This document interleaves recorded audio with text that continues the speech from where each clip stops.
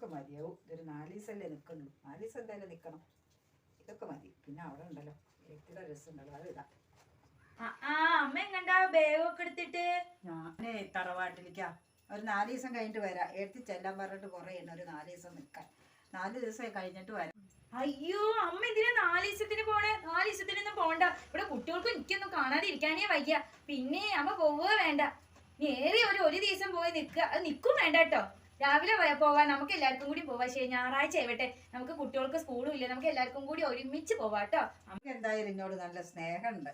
ഈ 4 ദിവസം ഒന്നും നിൽക്കണ്ട, ഒരു ദിവസം നിന്നാൽ മതി എന്നാ പറയുന്നത്. എന്തായാലും സ്നേഹമുണ്ട്. ഒരു നേരം കാണാണ്ടിരിക്കാൻ വയ്യ തോന്നണം.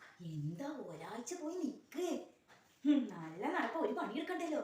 രാവിലെ ഞാൻ അങ്ങോട്ട് നീക്കേണ്ടി വരും. പിന്നെ പലഹാരം ഉച്ചക്ക് രാത്രിക്ക് അതൊന്നും പറയണ്ടല്ലോ.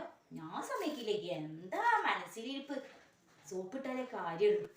എന്നാലും